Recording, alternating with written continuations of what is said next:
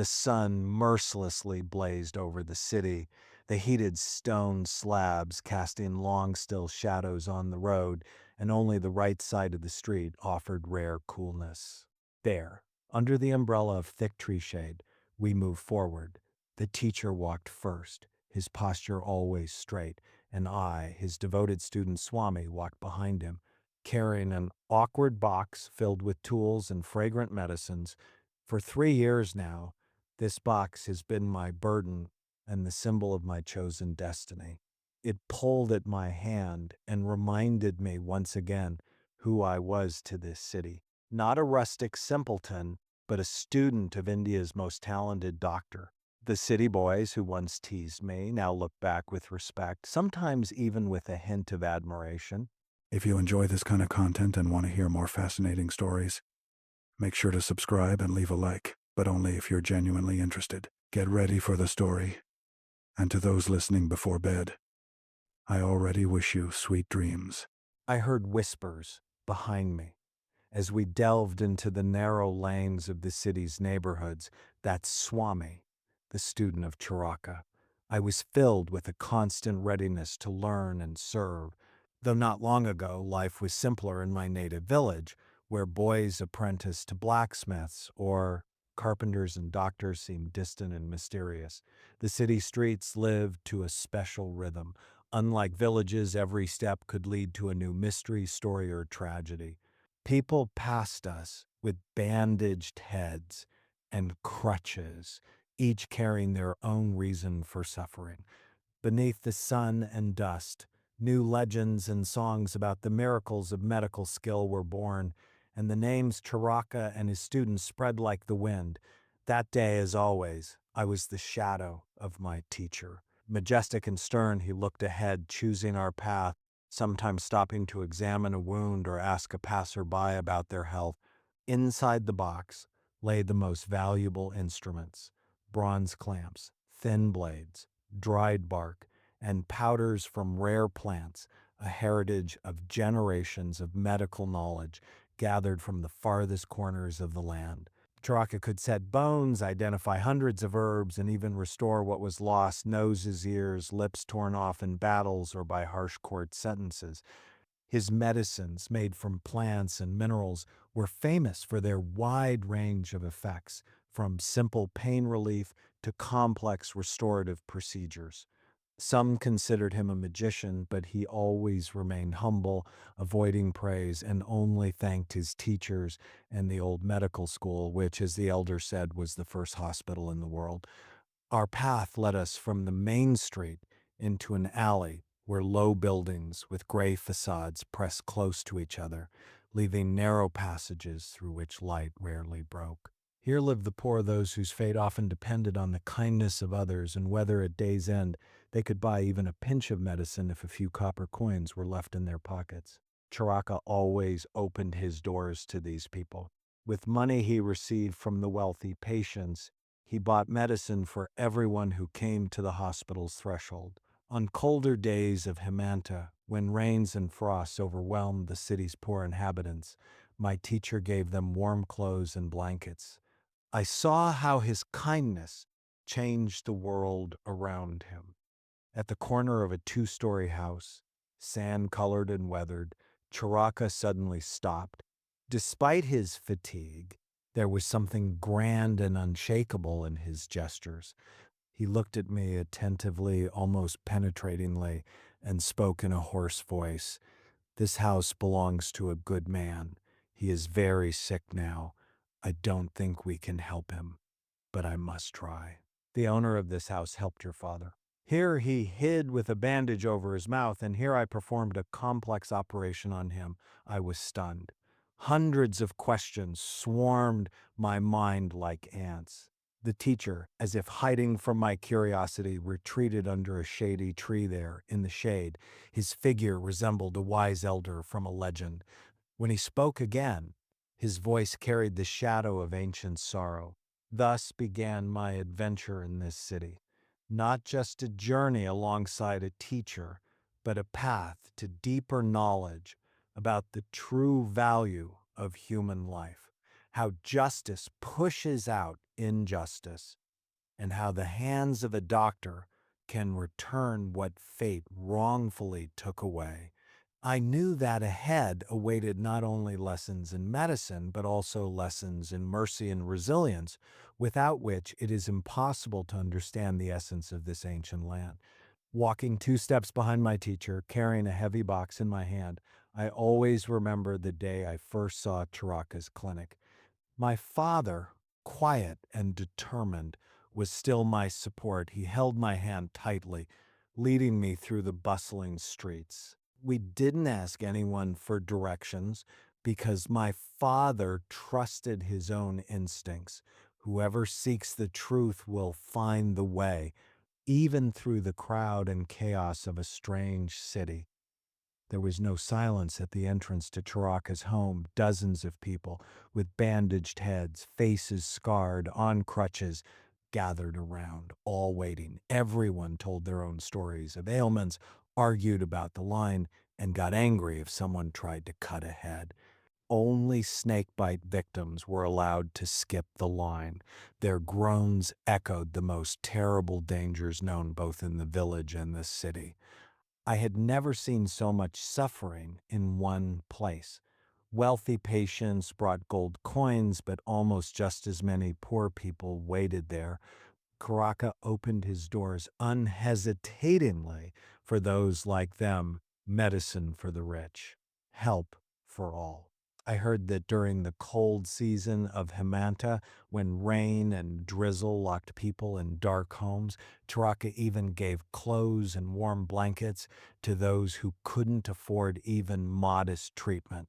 The clinic hall was spacious, with whitewashed walls and cabinets storing priceless treasures, dried tree bark, bronze instruments, sharp knives with twisted handles. Long shadows of chairs slid across the floor, blending with the dusk of evening. Near the window stood an old man, stern, tall, and calm, with a detached wisdom glowing in his eyes. My father spoke first. My rescuer, he is not complaining. I brought him here so you could show him the path to truth. Traka ran his hand over his forehead, as if trying to refresh his memory. My sight is not what it used to be, but I recognize your voice. You are Vayanatha from the village of Lahori, and this is your son?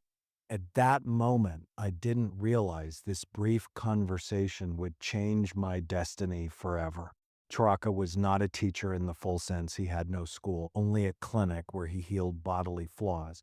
But my father insisted, Swami will be your eyes. He will be your staff and perhaps return to someone what was unjustly taken.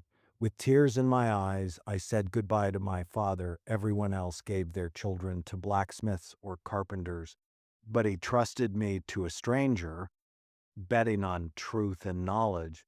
From that day, my life changed forever. From morning till night, the work inside Charaka's clinic was non. After my brief but decisive conversation between my father and the teacher, my view of the world changed. Charaka was unlike the healers I'd heard of in village legends or traveling medicine men. The city folk, royal officials, and even the wealthy respected him, but his deepest respect came from those who came in hardship and need, despair, or suffering from illnesses that they couldn't overcome alone.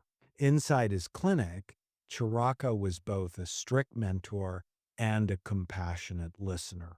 The house, filled with shadows and light, could intimidate any simple boy, but I felt that great things, sometimes even miracles, happened there. I was less concerned about my talk with my father or the future lessons I was watching the old man's movements, his ability to identify pains even by a patient's light breath, the firmness in his voice, and softness in his eyes. Haraka observed more than he spoke. He approached each patient attentively, listened carefully, checked pulses, studied the skin, asked about small details, what they ate yesterday, how they felt this morning, their sleep, and even their thoughts. The ancient knowledge Ayurveda said to have been passed down by gods to people lived in his hands. He didn't just heal, he taught. One must always keep learning. And when you think you know everything, you know nothing. In the early days, I was taught the simplest tasks: bringing clean water, handing over herbs, keeping rooms clean, recording names and changes that patients showed after treatment. Even the smallest job was important here, and these daily routines gradually became my new home. I remember how medicines and herbs smelled, how at sunset the noise inside the clinic quieted and only muffled sobs could be heard somewhere in the corner. With each new day, I saw more. Someone thanked us with tears in their eyes. Someone left gifts and coins. But most rejoiced in being able to walk again, hold a spoon, see the sun, and have their own home. So I became not just a student, but part of a great work of mercy. Charaka was no ordinary doctor. His name became synonymous with the highest skill and ethical dedication to the art of healing. Born in Kashmir, almost nothing is known about his childhood, but he left a lasting legacy as an educator, physician, and writer of great renown. Legends tell that his studies and pursuit of medical knowledge lasted many years, and his devotion was unique. He believed that healing a person involved not only treating the body, but also the mind, soul, and surrounding environment. The main book attributed to him, the Karaka Samhita, became the foundation of Ayurveda, a holistic science of life and health that continues to impress researchers with its depth. Charaka insisted that preventing disease is far more important than curing it. For him, health was the harmony of body, mind, and nature. He developed a detailed description of the human body, considering the heart the center of life force, connected through 13 main channels that circulate nutrients and remove waste. Doctors needed to carefully monitor these channels because any obstruction could lead to illness or deformities. For Charaka, there were no trivial matters in the art of healing. He taught his students not only how to skillfully perform surgeries, prepare herbal medicines, or set bones, but also how to treat patients with great care and compassion. A doctor had to fully engage with the patient's situation, showing attention, understanding, and empathy. The doctor's word had to be gentle and sincere, and medical confidentiality was sacred. Charaka urged his students never to abandon patients, even if it meant risking their own lives. In his work, he described over 600 medicinal substances from plants and minerals and classified them by their effects and methods of use. He also introduced a new diagnostic approach, not just treating symptoms, but seeking and eliminating the root causes of disease, whether physical or psychological. His ideas were revolutionary for his time and laid the foundation for a systematic medicine that considers each person's individuality and all life factors. I learned this from him, step by step. Listening to his instructions, I felt both respect and fear. I was overwhelmed by the immense responsibility for those who entrust their most precious things to a doctor, their life and health. Deep in my memory, the day will forever stay when Charaka told me about my father, a man tested many times by a bitter fate, and about the crime committed against him with great injustice. This story shed light on my new life and helped me understand why I found myself in a strange city alongside a giant of healing art. My father came from the village of Lahori, a place where many lost hope for a better life. But misfortune struck his village, burned down after being hit by lightning. My mother moved to her parents' home, and my father went to the city to sell one of two golden bracelets, the last inheritance of their family. But this simple attempt to earn money led to an unfair struggle. At the jeweler's market, royal guards grabbed him by the elbows and took the bracelet, accusing him of theft. A royal jeweler, a man of high status, convinced everyone that it was my father who stole the princess's bracelets, and even demanded he hand over the second bracelet he supposedly hid. The trial was quick but unjust. The seizure of the bracelets was the pretext for torture. My father's lower lip was cut off with pincers, a cruel sentence that left him disfigured in body and honor. At the time, I couldn't believe it because my father's lips were intact. Caracas strictly taught me patience and attentiveness, so I listened carefully to every word. My mother was not reconciled to her loss. She went to the king's palace with the last bracelet to appeal the injustice. Her pain and courage evoked sympathy and even outrage among those who had earlier demanded punishment. The king examined the bracelets and finally understood he was mistaken. Summoning the jeweler under threat of death, the jeweler confessed his guilt. The stolen princess's bracelets were partially returned, but the harm remained. Then hope appeared in the form of Charaka. He proposed surgery, the world's first case of lip reconstruction. Although the procedure was unknown and still developing, he kept his doubts to himself, supporting the patient and his family. His hands became instruments of a miracle, and after a month, my father could live almost fully again, given a second chance. This story taught me the value of knowledge and the importance of dreaming of justice. I understood why my path was to follow Charaka, to help others recover what they lost, whether physical or spiritual. The day when Charaka began the operation on my father's lip remains etched in my memory forever. This surgery was not just a matter of skillful hands, but a true art born from centuries of medical knowledge and mastery. At that time, it was a unique practice that was ahead of its era, and Caracca became its first creator in the world.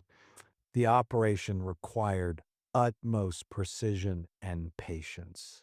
According to my teacher, he cut a patch of skin from my father's thigh, marked by a scar that reminded of an encounter with a tiger.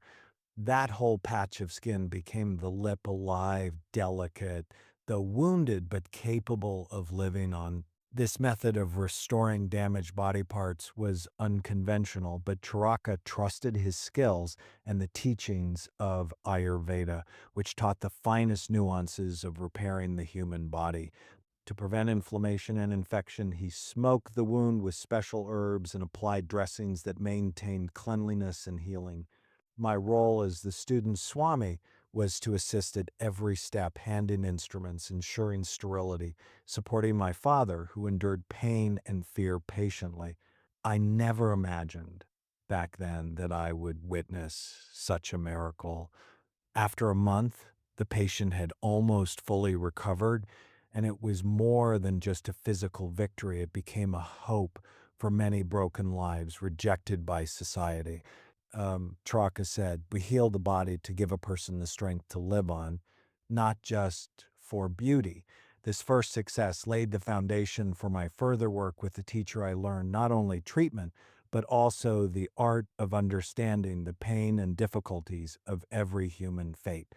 My life at Charaka's clinic was like a rhythmic pulse, relentless and complex at the same time. From morning till night, I was busy with small tasks that at first seemed insignificant: filling vessels with water, preparing herbal infusions, helping the sick, cleaning, and carefully watching over the medicines and tools.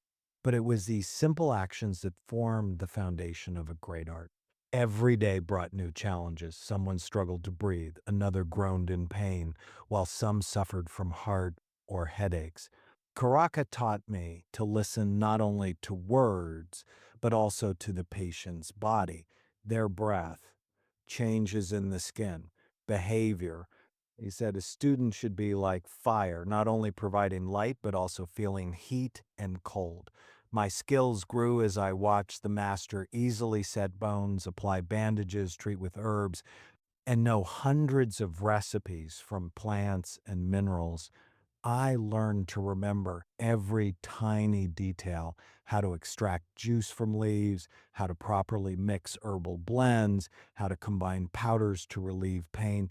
And at the same time, I realized this was more than just science, it was a calling. Every saved patient, every grateful smile taught me not to fear responsibility and challenges.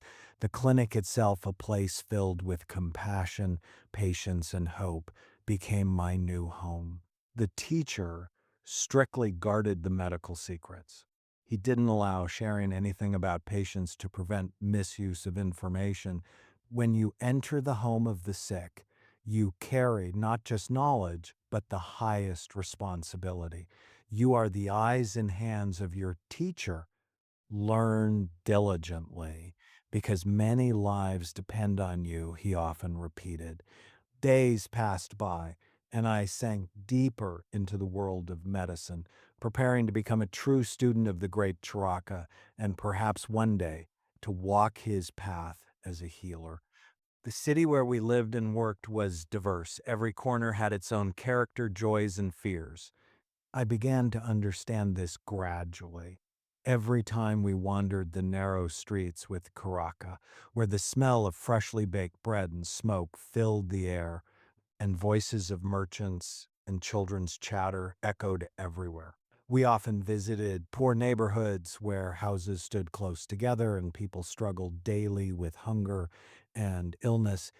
It was there I saw the true essence of being a healer, not only treating diseases, but giving hope and support to those who had lost faith. Swami could feel the anxiety and fear in every smoky home, because this was a world where not only sickness, but also the harshness of life weighed on every breath. When illness couldn't be cured with a simple herb or bandage, Charaka performed more complex procedures, setting bones, doing minor surgeries, sometimes even treating noses or ears with dressings. He passed all these skills to me, holding my hand so I wouldn't be afraid and would believe in my strength. My days filled with first decisions: how to properly treat a wound, when to call for help, and when to trust my eyes and instincts. Each patient became a lesson, and every life saved was a hope to keep going. Late in the evening, returning to the clinic, I felt tired but proud. Charaka often said, "You are not just a student, Swami. You are a person who holds the fate of others in your hands. Remember, you don't walk forward alone, but knowledge walks with you through your hands." These words became my guiding light as I dove even deeper into the science and art of healing, preparing for the challenges ahead. Over time, under the influence of Charaka's strict yet gentle wisdom, my inner world opened up in new ways. I learned not only the craft of a healer, but also the deeper meaning of this profession beyond everyday procedures.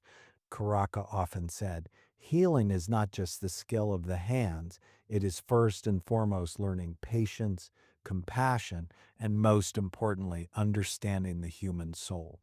His words deeply influenced me, gradually changing my worldview. I began to realize that healing is not just about relieving pain, but guiding a person on a path toward wholeness, harmony of body and soul.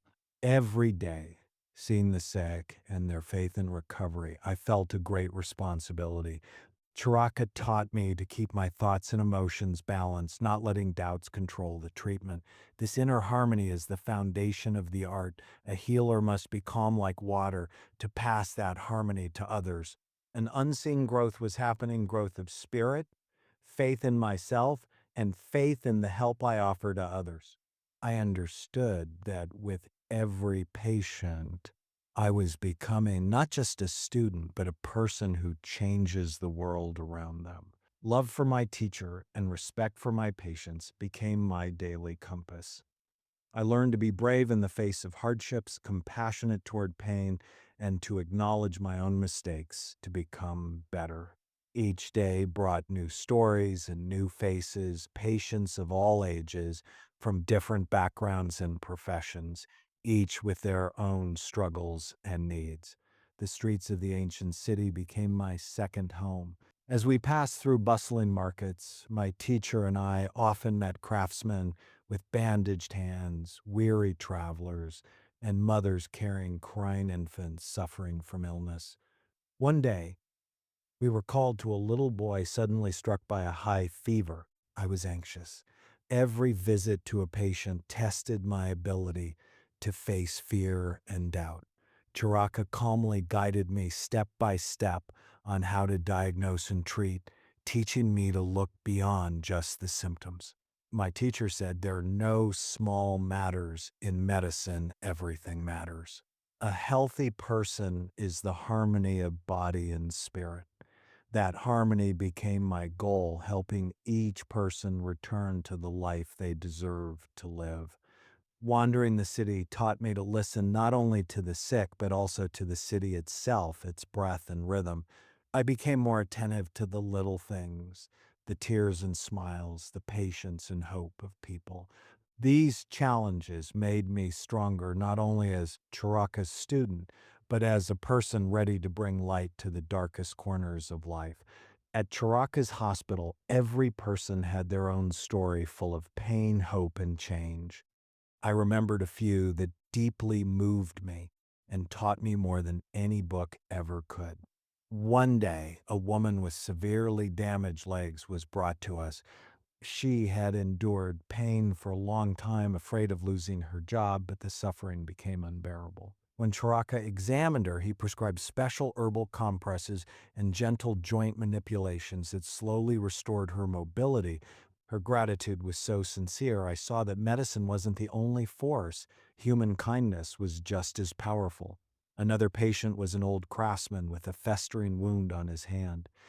Every look of his carried the painful sigh of worry because the wound threatened his life. Charaka applied thorough wound cleansing, special infusions, and strict care, often coming to dress and encourage him. This required patience and precision. I learned true dedication by his example. Every patient, even the smallest one, felt the care. Karaka taught me to keep medical secrets, not to speak about what I saw or heard, to protect the dignity and safety of the sick. Once we had to treat an infant with a high fever, Charaka strictly ordered, faith in medicine must be greater than fear. We carefully prepared a herbal broth and gently tended the child until relief came. These stories shaped my understanding of medicine not only as a science, but also as an art of humanity. Studying under Charaka, I quickly realized that medicine is not just a science where everything can be measured and calculated. Sometimes a doctor has to weigh not only symptoms, but also lives, destinies, and hopes. Treatment could be painful, long, and sometimes hopeless. One day, we admitted a woman with a severe injury for whom simple treatment wouldn't be enough without surgery. Charaka consulted with me at length, explaining that medicine is the art of choice, but also a service. Sometimes you have to take risks to give the patient a chance. This encounter taught me responsibility. It's not enough to treat just for the sake of action. You must find the best path, even if difficult and complicated. I saw my teacher press his lips together, staring out the window, and understood that his pain was no less than that of his patients. I also discovered another side of medicine, moral dilemmas and inner conflicts. Not every day brought victory, but each one taught something very important: compassion, humility, courage. These moments left a deep mark on my heart and shaped me into a conscious doctor and human being. I was ready to move forward to become better by learning from a great teacher. A new task put me in front of a difficult choice. We were treating an old traveler who longed to return home, but his wounds left him weak. His eyes were filled with sorrow, and his body groaned in pain. I felt this was more than a disease, it was a struggle for dignity and human will. Charaka slowly explained to me that surgery and treatment were not just operations, but an art of listening and understanding. He taught me to keep my hand on the pulse, not only of the patient, but also of my own heart. Together, we fought for every breath he took, every step he made. During long night watches, Charaka spoke about fear and faith, about how a doctor must remain calm and give hope. I listened patiently, realizing that true healing begins with faith. But it was not just the patients who tested me. My relationship with the teacher grew stronger, and the lessons became deeper. Sometimes I felt inner doubts because of his strict guidance, but I learned to accept criticism and grow. This path was not easy, but bright. I knew many more trials lay ahead, physical and spiritual, and I was ready to face them with honor. One morning, a woman came to us, her face covered with tears and flashes of hope. She told us she had lost her husband to an illness that no one could cure. Now, she came seeking help for her son, a boy who had become weak and exhausted. Charaka listened to her carefully, examined the boy, and prescribed a treatment that required long patience and precise work with herbs and extracts. I saw her walking home, carrying hope and determination in her heart.